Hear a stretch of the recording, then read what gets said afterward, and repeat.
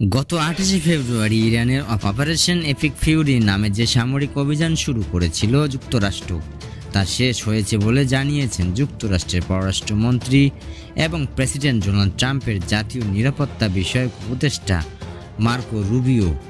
গতকাল মঙ্গলবার মার্কিন সংবাদ মাধ্যম এবিসি নিউজকে দেওয়া এক সাক্ষাৎকারে এই তথ্য জানিয়েছেন তিনি। সাক্ষাৎকারে যুক্তরাষ্ট্রের পররাষ্ট্রমন্ত্রী বলেছেন, ইরানে অপারেশন এপিক ফিউরি শেষ করেছে মার্কিন প্রতিরক্ষা বাহিনী। যে লক্ষ্য আমরা এই অভিযান শুরু করেছিল তা অর্জিত হয়েছে।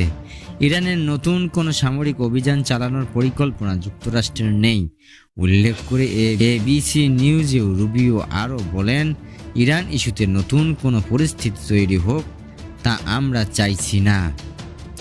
উল্লেখ্য, ইরানের পরমাণু প্রকল্প ও ক্ষেপণাস্ত্র কর্মসূচি দিয়ে দীর্ঘ প্রায় 2 যুগ ধরে টানা পোড়েন চলছে ওয়াশিংটন ও তেহরানের মধ্যে। 2025 সালের জুন মাস এই ইস্যুতে 12 দিনের সংঘাতে জড়িয়ে পড়েছিল ইরান, যুক্তরাষ্ট্র এবং ইসরায়েল। পরমাণু প্রকল্প ইস্যুতে ইরানের সঙ্গে সমঝোতা চুক্তির জন্য গত 6 ফেব্রুয়ারি থেকে 27 ফেব্রুয়ারি পর্যন্ত সুইজারল্যান্ডের রাজধানী জেনেভার বৈঠক হয় মার্কিন ও ইরানি প্রতিনিধিদের মধ্যে। তবে দীর্ঘ এই আলোচনার পরেও কোনো সমঝোতা হয়নি।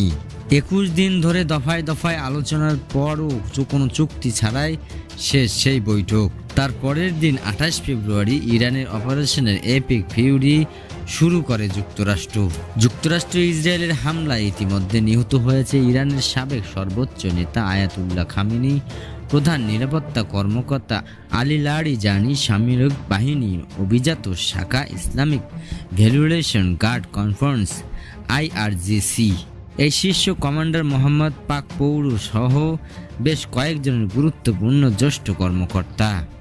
ইরানের বিভিন্ন সামরিক বেসামরিক গুরুত্বপূর্ণ স্থাপনা ধ্বংস কিংবা ক্ষতিগ্রস্ত হয়েছে।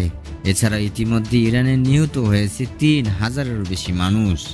সমান্তালে হামলার পাল্টা জবাব দিচ্ছে ইরানও। যুদ্ধের শুরু থেকে ইসরায়েল ও মধ্যপ্রাচ্যের উপসাগরীয় অঞ্চলের 6 দেশে সৌদি আরব, কাতার, কুয়েত, বাহরাইন, সংযুক্ত আরব আমিরাত, ওমানের অবস্থিত মার্কিন সেনা ঘাঁটিগুলো লক্ষ্য করে দফায় দফায় ড্রোন, ক্ষেপণাস্ত্র নিক্ষেপ করা শুরু করে ইরান।